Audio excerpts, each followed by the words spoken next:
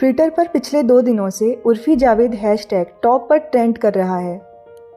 उर्फी और चेतन भगत के बीच हुए विवाद के बाद लोग अपनी प्रतिक्रियाएं दे रहे हैं। कोई उर्फी को सही बता रहा है तो कोई चेतन का पक्ष ले रहा है। क्या है ये पूरा मामला, आइए जानते हैं। अभी कुछ दिन पहले चेतन भगत साहित्य आज तक नाम के एक इवेंट में गए थे, जहां उन्होंने उर्फी जावेद को लेकर एक बयान दिया था। इवेंट में चेतन युवाओं से बात करते हुए कहते हैं कि कैसे आजकल के युवा अपना सारा टाइम सिर्फ सोशल मीडिया पर रील्स देखने में वेस्ट कर रहे हैं, जबकि ये टाइम इन्हें पढ़ाई करने में और अपना करियर बनाने में बिताना चाहिए।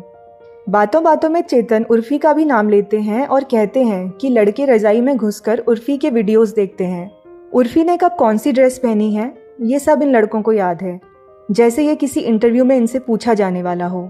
साथ ही चेतन ये भी कहते हैं कि इस सब में उर्फी की कोई गलती नहीं है, वो बेचारी तो अपना कैरियर बना रही है। चेतन की इस स्टेटमेंट आने के बाद उर्फी ने अपने इंस्टाग्राम अकाउंट में कुछ स्टोरीज पोस्ट की। उर्फी ने कहा कि साहित्य के एक इवेंट में उनका नाम लेने की क्या ज़रूरत थी, ना तो वो कोई ऑथर हैं और ना ही साहित्य से उनका कोई लेना देना है। उर्फी ने चेतन से ये भी कहा कि आप तो मेरी बाप के उम्र के हो, शादीशुदा हो। जब आप अपनी से आधी उम्र की लड़की को मैसेज भेजकर फ्लर्ट कर रहे थे, तब क्या कुछ खराब नहीं हो रहा था? ऐसा करने से आप यूथ को खराब मैसेज नहीं दे रहे थे?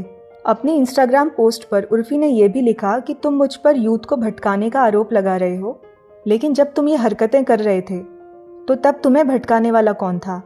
अपनी गलती मत देखो, हमेशा लड़की पर ही उंगली उठाओ।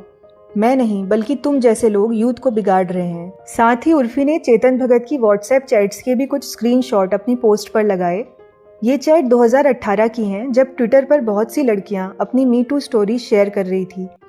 उसी वक्त एक लड़की ने चेतन के साथ अपनी कुछ चैट सोशल मीडिया पर डाली थी, जिसमें चेतन उस लड़की से फ्लर्ट कर रहे हैं। ये चैट आने के बाद चेतन ने पब्लिकली इसको लेकर माफ़ी भी मांगी थी। अपनी इन इंस्टाग्राम स्टोरीज के बाद से ही उर्फी जावेद ट्विटर पर ट्रेंड करने लगी। इसके कुछ समय बाद ही चेतन भगत ने एक पोस्ट की, जिसमें चेतन ने इसको लेकर अपनी प्रतिक्रिया दी और बताया कि उन्होंने उर्फी को लेकर कुछ भी गलत नहीं बोला है, ना ही उनको क्रिटिसाइज किया है। वो तो बस युवाओं को सलाह दे रहे थे कि सोशल मीडिया पर टाइम वेस्ट करने की बजाय अपने कैरियर और फिटनेस पर ध्यान दें। जब से ये विवाद शुरू हुआ है, तभी से लोग सोशल मीडिया पर इसको लेकर अपनी अपनी राय दे रहे हैं। कुछ लोग इसमें चेतन का सपोर्ट कर रहे हैं तो कुछ उर्फी का। चेतन का पक्ष लेने वाले कहते हैं कि चेतन ने युवाओं को जो सलाह दी है वो बिल्कुल ठीक है। उर्फी के कपड़े आपत्तिजनक और भड़काऊ होते हैं, और ऐसे में चेतन ने इसको लेकर जो कुछ भी कहा है उसमें कुछ भी गलत नहीं है। वैसे अगर आप चेतन की स्टेटमेंट देखेंगे तो उन्होंने ऐसा कुछ भी नहीं कहा जो आपत्तिजनक हो। उन्होंने युवाओं को जो सलाह दी वो बिल्कुल ठीक थी, क्योंकि आजकल युवा अपना सारा टाइम सोशल मीडिया पर रील्स देखने में वेस्ट कर रहे हैं। चेतन ने ये बात भी बिल्कुल ठीक कही है कि युवाओं को अपना ये टाइम सोशल मीडिया पर बर्बाद करने की बजाय अपना करियर बनाने में और अपनी फिटनेस को सुधारने में लगाना चाहिए। चेतन इवेंट में ये भी कहते हैं कि वो चाहते हैं कि युवा उन्हें देखकर इंस्पायर हों और अपने जीवन में कुछ अच्छा कर पाएं। लेकिन क्या चेतन के कैरियर में ऐसा कुछ है जो युवाओं के लिए प्रेरणादायक हो? अभी तक चेतन ने जितनी भी नॉवेल्स लिखी हैं वो सभी सिर्फ एक मसाला नॉवेल से ज़्यादा कुछ भी नहीं है, और ना ही उन नॉवेल्स में ऐसा कुछ है जिसे देखकर युवा इंस्पिरेशन ले सकें। जहाँ एक और खुद चेतन ने अपना करियर सिर्फ इन मसाला नॉवेल्स को लिखकर ही बनाया है, ऐसे में उनका उर्फी को क्रिटिसाइज करना कहाँ तक सही है? दूसरी ओर उर्फी को सपोर्ट करने वाले उर्फी की बहुत तारीफ कर रहे हैं। ये लोग कह रहे हैं कि उर्फी ने चेतन का असली चेहरा सामने लाकर बहुत बड़ा हिम्मत का काम किया है। लड़कियों को बिना डरे ऐसे लोगों की सच्चाई सामने लानी चाहिए। कुछ लोग, खासकर लड़कियां, इस पूरे मामले को फेमिनिज्म से जोड़ रही हैं और उर्फी को एक फेमिनिस्ट आइकन भी बता रही हैं। चेतन को सपोर्ट करने वाले लोग इसे फेक फेमिनिज्म कह रहे हैं, लेकिन अफसोस शायद इन दोनों ही पक्षों को असली फेमिनिज्म की परिभाषा ही नहीं पता। वर्तमान समय में किसी के लिए भी फेमिनिस्ट आइकन बनना बहुत आसान सी बात हो गई है।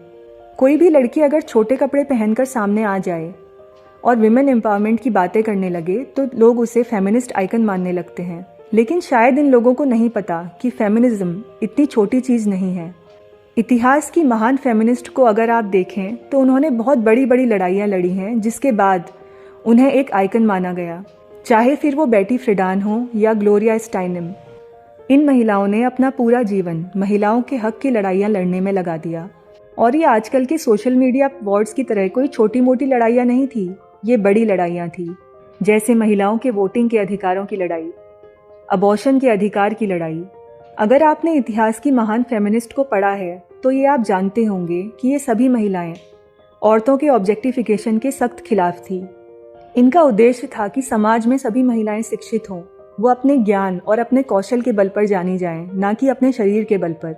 ये औरतों के ऑब्जेक्टिफिकेशन के सख्त खिलाफ थी। इसके लिए इन महिलाओं ने कई सारी एडवर्टीजमेंट इंडस्ट्रीज से भी लड़ाइयाँ लड़ी हैं, क्योंकि उस वक्त ऐसे बहुत से एडवर्टाइज भी आया करते थे जहां महिलाओं को सिर्फ एक ऑब्जेक्ट की तरह दिखाया जाता था। जैसे पुरुषों की शेविंग क्रीम का कोई ऐड, जहां पर एक लड़की सिर्फ एक ऑब्जेक्ट की तरह पेश की जाती थी ताकि पुरुषों को रिझाया जा सके। लेकिन ये फेमिनिज्म का नया दौर है, जहां आप कुछ भी बेतुका काम करके उसे फेमिनिज्म का नाम दे सकते हो। हम एक लिबरल डेमोक्रेसी में रहते हैं। लोगों को कुछ भी करने की आज़ादी है अगर वो कानून उसकी मंजूरी देता है। ये ठीक भी है, जो मन में आया करिए, कौन रोकने वाला है। लेकिन उसके लिए फेमिनिज्म का नाम बदनाम ना करिए। इसके लिए उन तमाम साहसी औरतों ने बड़ी मुश्किल लड़ाई लड़ी है, अपनी सुख सुविधाओं का त्याग किया है ताकि एक औरत को सामान्य जीने का हक मिल सके। आदमी एक भोंडा साहित्य लिख सकता है तो लड़की को भी सब कुछ पहनने की आज़ादी है, लेकिन ये महज आपका निजी शौक है। इससे किसी लड़की या लड़के का भला नहीं हो रहा। आपको देखकर किसी लड़की को आज़ादी की, कुछ बड़ा करने की प्रेरणा नहीं मिलती। इसलिए इसे फेमिनिज्म का नाम मत दीजिए, या देना है तो दीजिए, लेकिन फिर विरोध सुनने के लिए भी तैयार रहिए। अपनी तरफ उठते सवालों का जवाब ये कहकर मत दीजिए कि फलाने का ये पूछने का क्या हक है। हक है, जितना आपको है उतना दूसरों को भी।